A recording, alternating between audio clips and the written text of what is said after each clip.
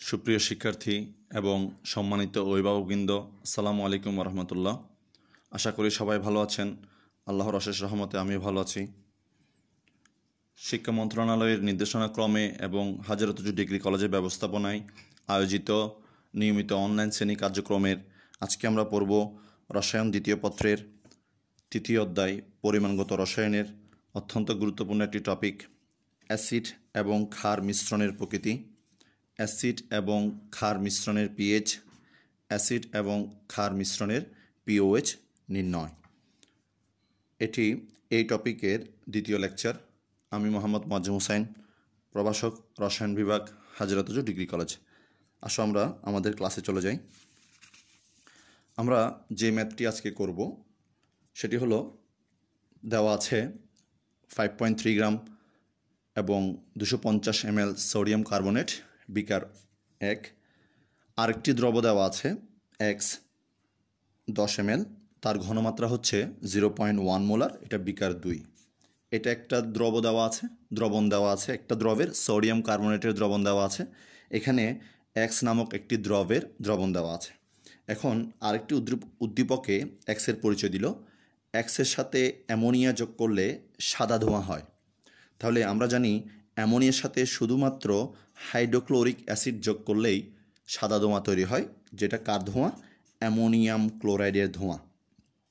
তো অ্যামোনিয়ার সাথে শুধুমাত্র হাইড্রোক্লোরিক অ্যাসিড যুক্ত হয়েই সাদা ধোঁয়া তৈরি করে, যেটা কার ধোঁয়া? অ্যামোনিয়াম ক্লোরাইডের ধোঁয়া। তাহলে আমরা বলতে পারি এখানে এক্স জিনিসটা হলো, এক্স দ্রবটা হলো HCl। সুতরাং বিকার 2-এ আছে HCl এর দ্রবণ, বিকার 1-এ আছে সোডিয়াম কার্বনেটের দ্রবণ। আমাকে বলা হলো বিকার 2 এর দ্রবণের মধ্যে বিকার 1 মিশালে কী ধরনের প্রশ্ন হতে পারে? মিশ্রণের প্রকৃতি নির্ণয় করো, মিশ্রণের অবশিষ্ট পদার্থটির ঘনমাত্রা নির্ণয় করো, মিশ্রণটির পিএইচ এবং পিওএইচ নির্ণয় করো। প্রতিটি প্রশ্ন 3 অথবা 4 নম্বরের জন্য, দ্যাট মিন্স গ অথবা ঘ হিসেবে আসতে পারে।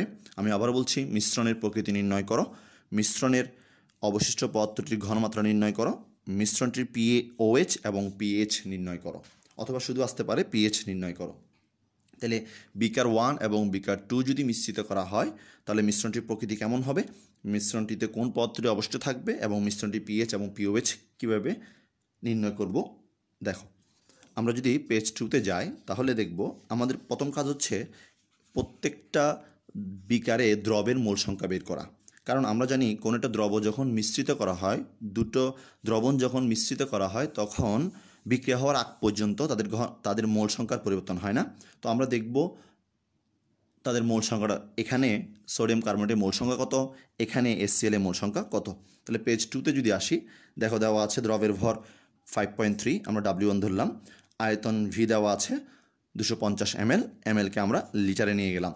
এরপরে আমরা NO2CO3 এর মোলার ভর নিলাম। NO2CO3 এর মোলার ভর M1 সমান 106, যেহেতু সোডিয়াম কার্বনেটের আণবিক ভর 106, তাহলে মোলার ভরে যদি বলি গ্রাম পার মোল।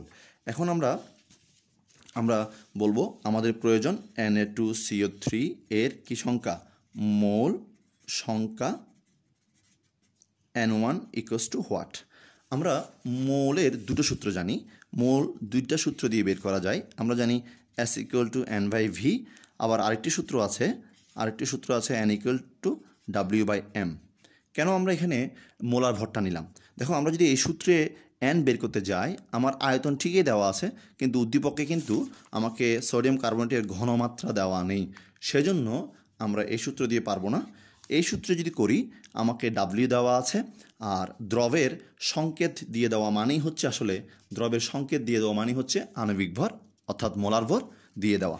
তাহলে আমরা জানি N ইকুয়ালস টু W/M। তাহলে এই দুটো সূত্রের মধ্যে আমাদের এটা প্রযোজ্য হবে, N ইকুয়ালস টু W/M।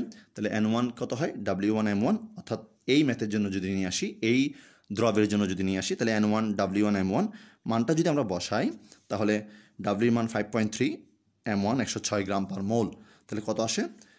0.05 মোল। অর্থাৎ বিকার 1-এর যেটা সোডিয়াম কার্বনেট দ্রবণ আছে সেখানে ওর মোল সংখ্যা হচ্ছে 0.05 মোল। একইভাবে আমরা এখানে HCl এর মোল সংখ্যাটা বের করব। আচ্ছা, তাহলে এখন এসসিএল এর মোল সংখ্যা যদি বের করতে চাই, তাহলে প্রথমে এটা যে এসসিএল, আগেও বললাম যে অ্যামোনিয়ার সাথে এক্স যোগ করলে সাদা ধোঁয়া তৈরি হয়। তো বলা হচ্ছে অ্যামোনিয়ার সাথে শুধুমাত্র এসসিএল যোগ করলেই অ্যামোনিয়াম ক্লোরাইড তৈরি হয়, যেটা সাদা ধোঁয়া তৈরি করে। তাহলে আমরা এখন কি করব, এক্স জিনিসটার বিকার দুইয়ের যেটা দ্রবণ সেটা এসসিএল দ্রবণ। তাহলে আমরা এখন বিকার 2-এ এসসিএল এর মোল সংখ্যাটা বের করব। পেজ 3-এ চলে যাচ্ছি, এসসিএল এর মোল সংখ্যা নির্ণয়। তো আমাদের দেওয়া আছে, দেখো দেওয়া আছে কিন্তু আয়তন দেওয়া আছে, ভি দেওয়া আছে আর এস দেওয়া আছে। এটাকে 1 ধরলাম, এটাকে 2 ধরলাম। তাহলে এখন দেখো ভি দেওয়া আছে, এস দেওয়া আছে। ভি হচ্ছে 10 ml, আমরা এটাকে 10 থেকে লিটারে নিয়ে গেলাম, ml থেকে। ঘনমাত্রা হচ্ছে 0.5 মোলার। এখন আমাদেরকে কী বের করতে হবে, আমাদেরকে বের করতে হবে এসসিএল এর মোল সংখ্যা। এসসিএল এর মোল সংখ্যা আমরা কত ধরে নিব, N2 = হোয়াট। তো আমরা যে সূত্রটা জানি, আমরা একটু আগে বললাম দুটো সূত্র, N/V। তো আমার এই সূত্রেরই পর্যাপ্ত মান দেওয়া আছে। N বের করার জন্য S লাগবে, S দেওয়া আছে, V লাগবে, V দেওয়া আছে। তাহলে আমরা জানি S = N/V, তাহলে N = SV। তাহলে আমরা যদি এই দ্রবের জন্য হিসাব করি, তাহলে 2 দিলাম, N2 S2 V2। তাহলে S2 এর মান কত, 0.1 মোলার, আর V2 এর মান কত, 10 × 10⁻³ লিটার। তাহলে আসে কত, 1 × 10⁻³ মোল।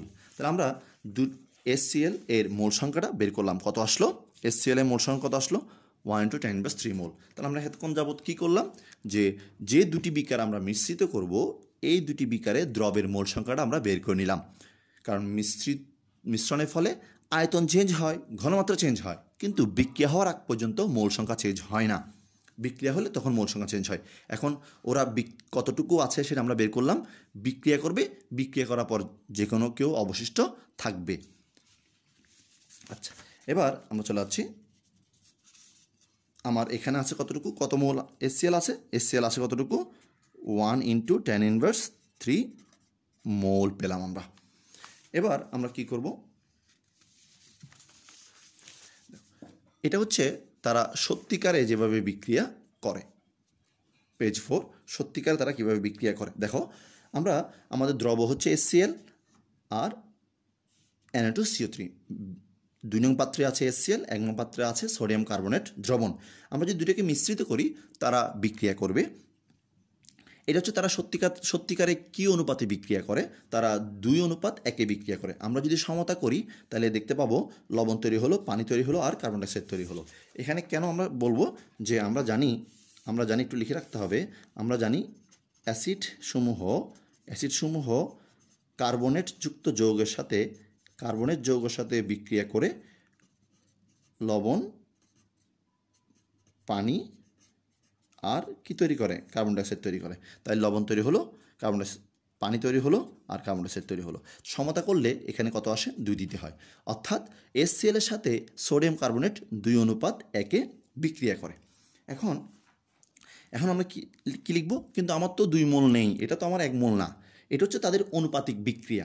তারা আসলে কতটুকু আছে তার জন্য হিসাব করেন। তাহলে আমরা সত্যিকার কথাটা বলবো, 2 মোল এসসিএল বিক্রিয়া করে 1 মোল সোডিয়াম কার্বনেটের সাথে।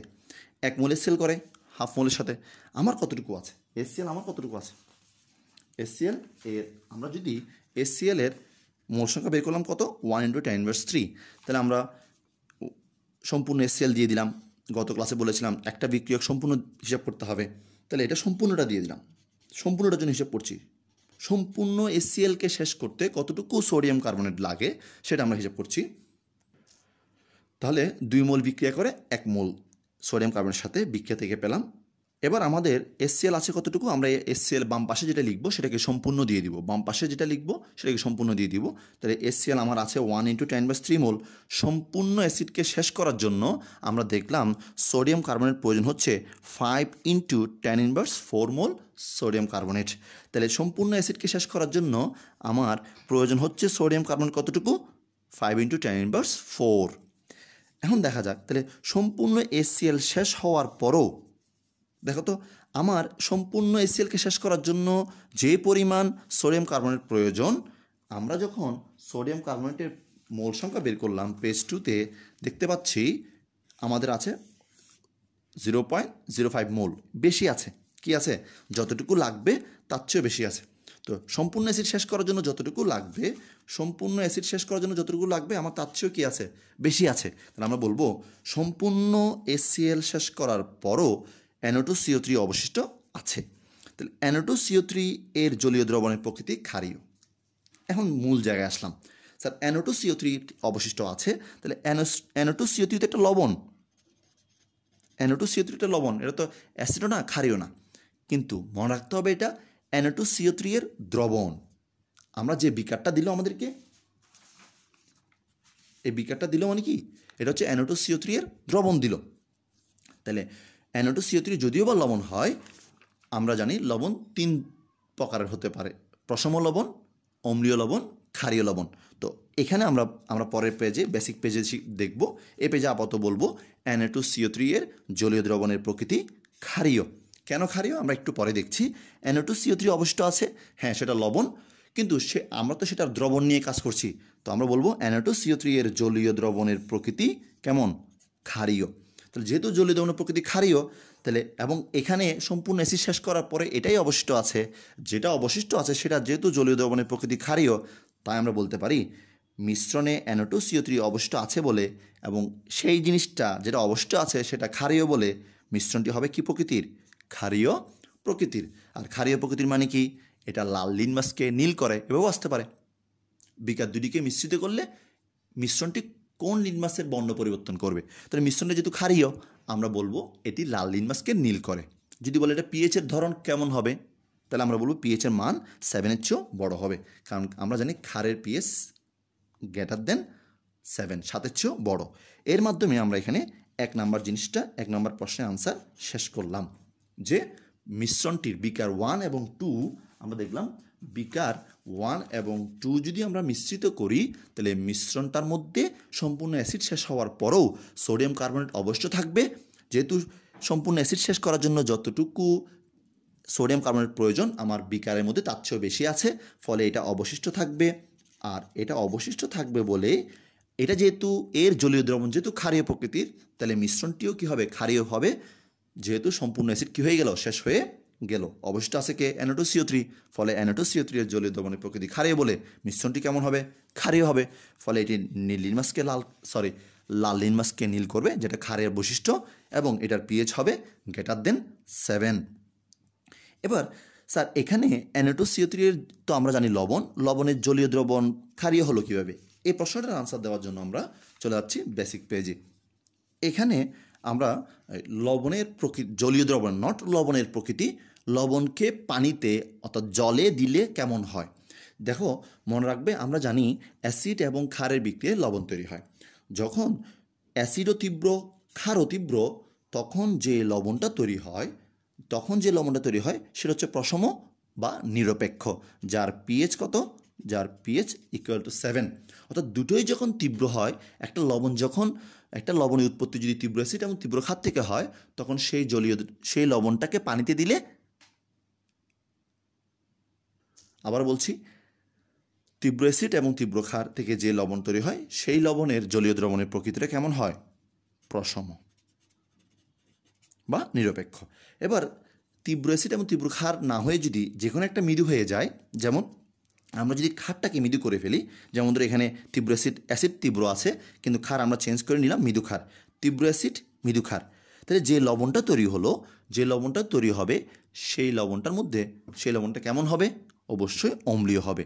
মনে রাখতে হবে অম্ল এবং ক্ষারের মধ্যে যেটা তীব্র, দুটোই তীব্র হলে লবণটা হয় প্রশম, অম্লীয়ও না ক্ষারীয়ও না, নিরপেক্ষ।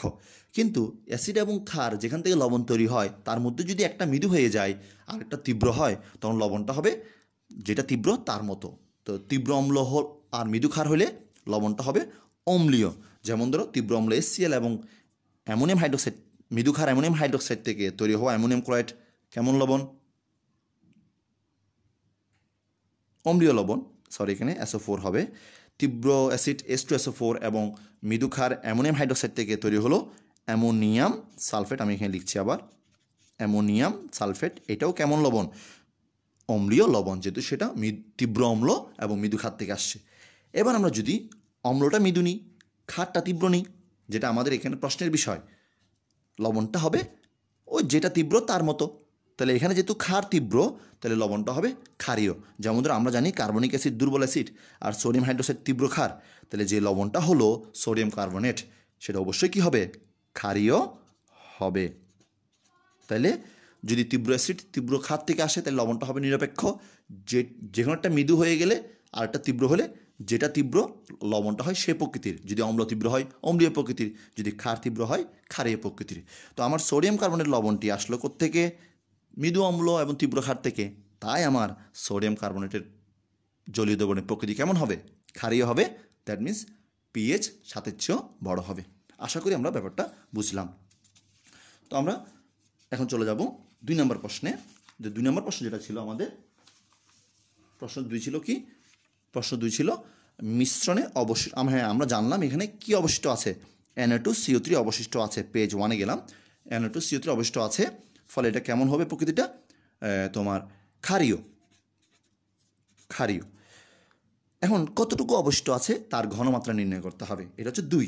তাহলে আমরা এখন প্রশ্ন আনসার দিব 2 নং কোশ্চেনের, রোমান 2, মিশ্রণে অবশিষ্ট Na2CO3 এর ঘনমাত্রা নির্ণয়।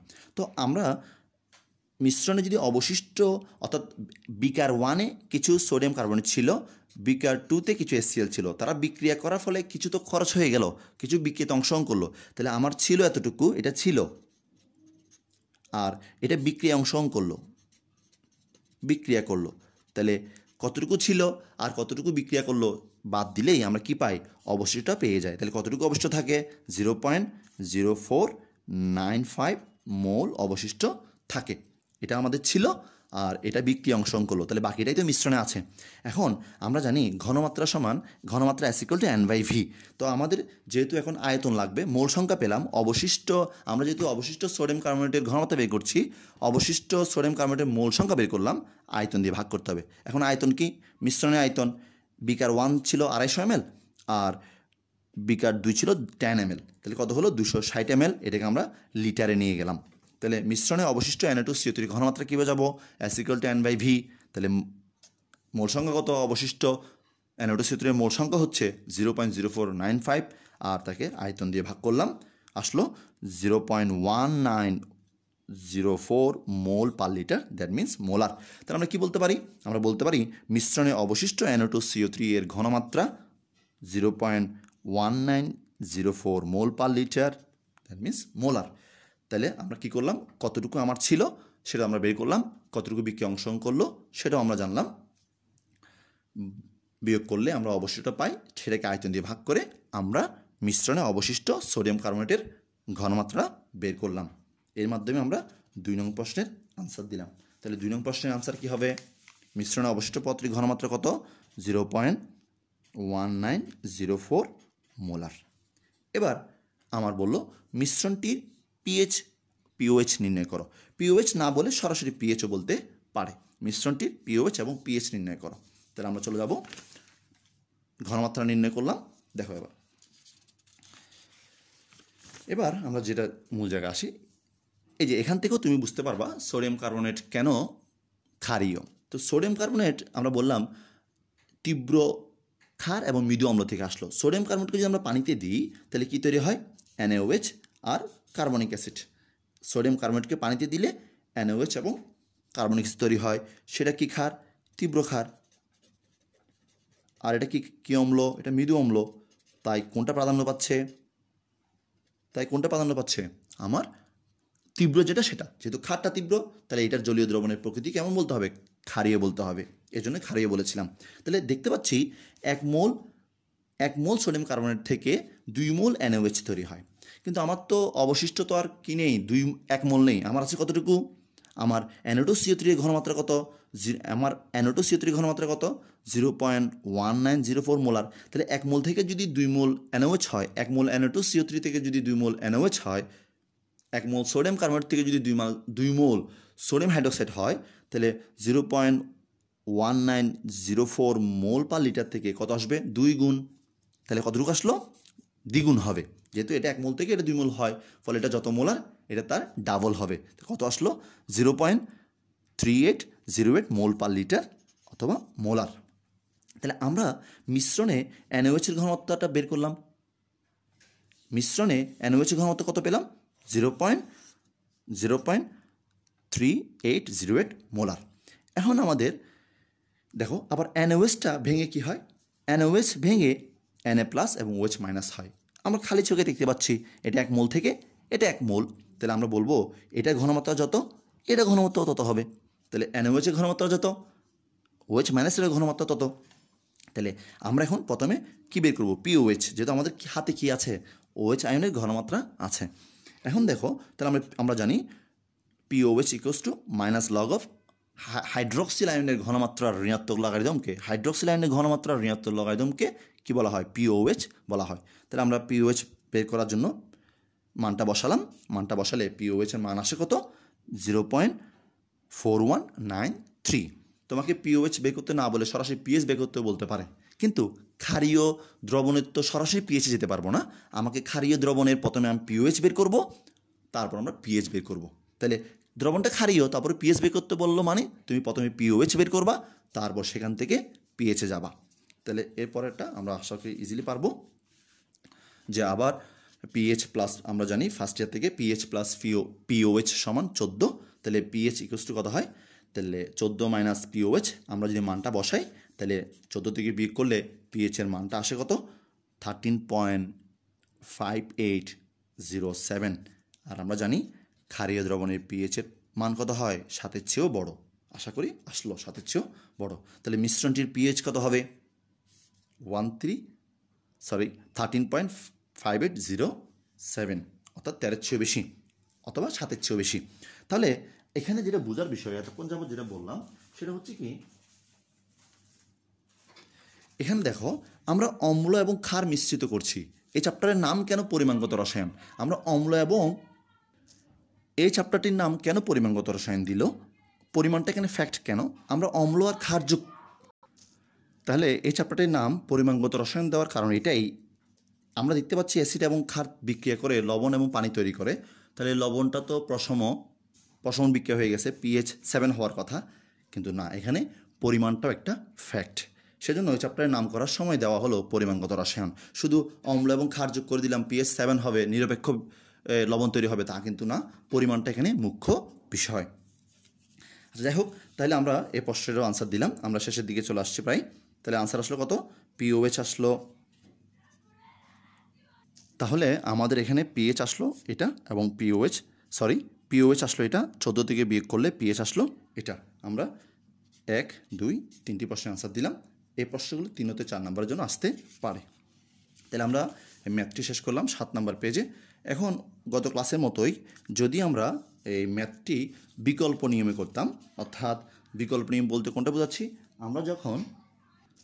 আমরা যখন সত্যিকারে কি পরিমাণ বিক্রিয়া অংশগ্রহণ করে সেটা যখন বের করতে গেলাম, HCl এবং বিকার 2 এবং 1-এর দ্রবগুলো বিক্রিয়া করে কিভাবে 2 মোল HCl 1 মোল সোডিয়াম কার্বনের সাথে বিক্রিয়া করে। আমরা লিখলাম 2 মোল, তাহলে আমরা এখানে লিখলাম 2 মোল HCl বিক্রিয়া করে 1 মোল সোডিয়াম কার্বনেটের সাথে। তো আমরা এটা করে প্রসেস অনুযায়ী সবগুলো প্রশ্নের আনসার দিলাম। এখন তোমাদের প্রশ্ন হয় আমরা যদি কেউ উল্টা লিখতাম তাহলে কি হতো, তাহলে যদি এভাবে লিখি বিকল্প নিয়ম, গত ক্লাসের মতো বলছি 1 মোল সোডিয়াম কার্বনেট বিক্রিয়া করে 2 মোল HCl এর সাথে। তাহলে আমার সোডিয়াম কার্বনেট ছিল কতটুকু 0. ওই যে বললাম বাম পাশে যা তা সম্পূর্ণ দিতে হবে, বাম পাশে যা দিবা তা সম্পূর্ণ দিয়ে দিতে হবে। সম্পূর্ণ Na2CO3 শেষ করতে অ্যাসিড লাগে কতটুকু 0.01 মোলার, কিন্তু আমার অ্যাসিড আছে কতটুকু 1 × 10⁻³ 3 মোল। তাহলে সম্পূর্ণ Na2CO3 শেষ করার জন্য যে পরিমাণ অ্যাসিড প্রয়োজন তা যেহেতু দেখো HCl প্রয়োজনের তুলনায় কম দেওয়া আছে, অর্থাৎ সম্পূর্ণ সোডিয়াম কার্বনেট শেষ করার জন্য HCl যতটুকু প্রয়োজন ততটুকু কিন্তু HCl দেওয়া নেই। তো দেওয়া না থাকার কারণে গিয়ে সম্পূর্ণ HCl শেষ হয়ে যাবে, কিন্তু Na2CO3 শেষ হবে না, কারণ সম্পূর্ণ Na2CO3 শেষ করার জন্য যতটুকু HCl প্রয়োজন ততটুকু HCl নাই, তাহলে HCl আগে শেষ হয়ে যাবে। তাহলে HCl যদি শেষ হয়ে যায় তাহলে মিশ্রণে বাকি থাকবে কে সোডিয়াম কার্বনেট, আর সোডিয়াম কার্বনেট বাকি থাকবে বলে মিশ্রণটি হবে ক্ষারীয়। আমরা 1 নং প্রশ্নের আনসার দিতে পারলাম, যেহেতু সোডিয়াম কার্বনেট কি আছে অবশিষ্ট আছে। এখন কতটুকু সোডিয়াম কার্বনেট বিক্রিয়া অংশগ্রহণ করলো সেটা কি এখান থেকে বোঝা যাচ্ছে না, কতটুকু সোডিয়াম কার্বনেট, হ্যাঁ সোডিয়াম কার্বনেট অবশিষ্ট আছে সেটা বুঝতে পারলাম, কারণ সোডিয়াম কার্বনেট শেষ করার জন্য যতটুকু HCl প্রয়োজন ততটুকু আমার কাছে নেই বা উদ্দীপকে দেওয়া নেই, সেজন্য সোডিয়াম কার্বনেট কী থাকবে, অবশ্যই থাকবে। কিন্তু কতটুকু অবশ্যই থাকবে সেটা জানার জন্য তো অবশ্যই আমার জানতে হবে কতটুকু বিক্রিয়া অংশগ্রহণ করলো। এভাবে লিখলে তো আসলে জানা যাচ্ছে না যে কতটুকু বিক্রিয়া অংশগ্রহণ করলো। ফলে যেহেতু কতটুকু বিক্রিয়া অংশগ্রহণ করলো সেটা আমি জানি না, অবশিষ্ট আছে ওইটা জানি, কিন্তু কতটুকু বিক্রিয়া অংশগ্রহণ করলো তো তা যেহেতু জানি না, আমরা অবশিষ্ট পদার্থটির ঘনমাত্রা এইভাবে লিখলে বের করা সম্ভব হবে না। আর যেহেতু ঘনমাত্রা নির্ণয় সম্ভব হবে না, ফলে আমাদের পিএইচ নির্ণয়ও সম্ভব হবে না। তাহলে এখন তোমাদের মনের প্রশ্ন হয়, স্যার আমরা কিভাবে লিখলে বুঝতে পারবো, ম্যাথটা স্বতঃস্ফূর্তভাবে করতে পারবো? গত ক্লাসে বলেছিলাম আমি একটা কৌশল বলবো যেটা 90% কেসে হয়। দেখো এখন তোমাদের প্রশ্ন হচ্ছে, স্যার আমরা কীভাবে লিখলে বুঝতে পারবো ম্যাথে কোনো প্রবলেম হবে না, আমরা ঘনমাত্রা অবশিষ্ট পদার্থটির ঘনমাত্রা পর্যন্ত যেতে পারবো, পিএইচ পর্যন্ত করতে পারবো? আমি বলেছিলাম গত ক্লাসে এটা যেমন ছাত্র হিসেবে তুমি যেমন জানো না, শিক্ষক হিসেবে আমিও জানি না, দুজনকেই করে দেখতে হবে, তবে বেশি আহামরি বিষয় না। তারপরও তোমাদের বলেছিলাম যে আজকে ক্লাসে বলবো একটা ছোটোখাটো টেকনিক যেটা 90% কেজে কাজ করে, তবে সবসময় যে কাজ করবে তা কিন্তু না। দেখো তুমি সত্যিকারে দেখতে পাচ্ছ তারা 2 মোল HCl 1 মোলের সাথে বিক্রিয়া করে, কিন্তু তোমার HCl কতটুকু দেওয়া আছে 1 × 10⁻³ মোল, আর তোমার Na2CO3 কতটুকু দেওয়া আছে, সোডিয়াম কার্বনেট দেওয়া আছে 0.05 মোল। তোমাকে উদ্দীপকে যে দুটো জিনিসের মোল সংখ্যা দেওয়া আছে তার মধ্যে যেটা কম দেওয়া আছে, তাহলে কী কম দেওয়া আছে, HCl, তাহলে ওর কথাটা আগে লিখো। তাহলে HCl কম দেওয়া আছে, তাহলে ওরটা আগে লিখবো। তাহলে ওর সত্য কোনটা, এটা উপরটা হচ্ছে সত্য লাইন। তাহলে 2 মোল HCl বিক্রিয়া করে 1 মোল সোডিয়াম কার্বনেটের সাথে, তাহলে 1 মোল করে কত সাথে, আর এটা করে কত সাথে।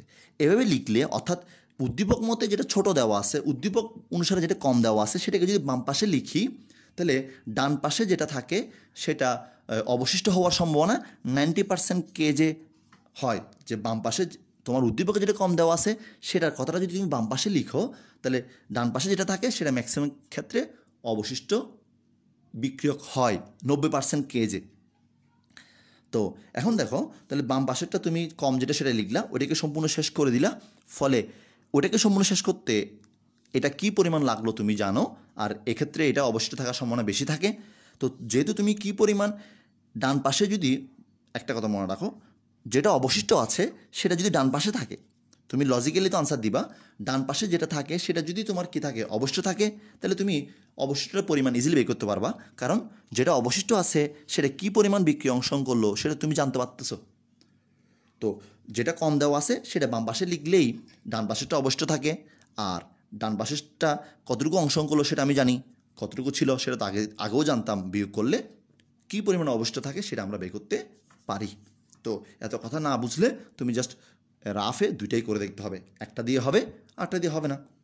তো সেটা তো আমরা এত কোডিং করে মনে রাখার দরকার নেই, 3 লাইনেই বুঝতে পারছি। আমাকে হয়তো ভাগ্য ভালো থাকলে এই 3 লাইন আমরা বুঝে যাব, না হলে 2 বার করতে হবে আর কি, ঠিক আছে।